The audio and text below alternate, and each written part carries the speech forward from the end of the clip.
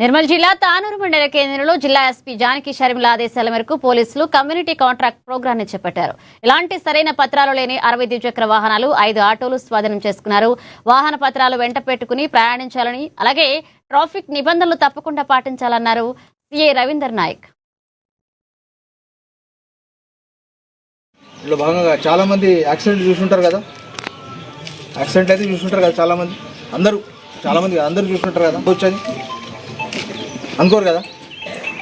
ఏంటంటే మన మెంటాలిటీ ఏంటంటే, ఒకసారి ఊహించుకోండి, యాక్సిడెంట్ జరిగిన ప్లేస్లో ఆ ఒక్క వ్యక్తి ఒక బాధ కాదు. ఆ ఒక్క వ్యక్తి సంపాదించే వ్యక్తి, ఇప్పుడు అందరూ సంపాదించడం లేదు ఇంట్లో. ఆ ఒక్క సంపాదించే వ్యక్తి ఫస్ట్ భార్య ఇంటి బయటకు వెళ్ళేసి కూలి పని చేసుకోవాల్సి వస్తుంది. సెకండ్, పిల్లలు నువ్వు అనుకున్నట్టు చదివించలేకపోతావు.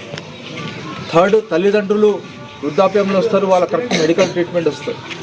మన యొక్క చిన్న పొరపాటు, అజాగ్రత్త, నువ్వు సేఫ్గా ఇంటి బయట నుంచి ఎట్లయితే వెళ్ళినావు, ఇంట్లో నుంచి బయటకి ఎట్లా ఉన్నావు, అలాగే ఇంట్లోంచి ఇంటికి అట్లా తిరిగి వస్తావు.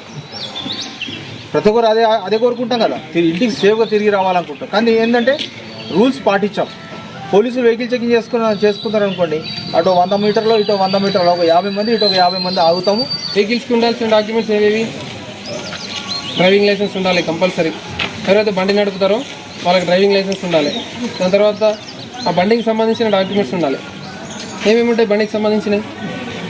ఆర్సీ ఒకటి, ఇది రిజిస్ట్రేషన్ ఆ బండికి, ఆ బండి ఎవరి పేరు మీద ఉన్నదని తెలియాలి మనకు, ఓకేనా.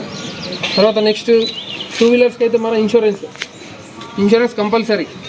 2 వీలర్స్కి మ్యాక్సిమం ఎవ్వరు ఇన్సూరెన్స్ తీసుకోరు, ఎందుకంటే ఇన్సూరెన్స్ తీసుకోవాలి కంపల్సరీ. ఇన్సూరెన్స్ తీసుకుంటేనే రేపటికి ఏదైనా యాక్సిడెంట్ అయినా ఏమైనా కూడా ఆ ఇన్సూరెన్స్ కంపెనీ అనేది ఆ లాస్ కానీ ఎవరికైనా ఎదుటికి తగిలితే ఆ లాస్ కానీ మనకు ఇన్సూరెన్స్ కంపెనీ ఇస్తుంది. ఇన్సూరెన్స్లో 2 ఉంటాయి, first party, third party. First party అంటే తెలుసా? ఫస్ట్ పార్టీ అంటే మనకు మన బండికి ఏమన్నా అయితే ఇన్సూరెన్స్ కంపెనీ పే చేస్తుంది. థర్డ్ పార్టీ ఇన్సూరెన్స్ అంటే ఎదుటివాడికి ఏమైనా అయిందనుకో, వాళ్ళ బండికి ఏమైనా డ్యామేజ్ అయిందా, లేకుంటే వాళ్ళ ప్రాణానికి వాళ్ళకి ఏదైనా హాని జరిగితే వాళ్ళకి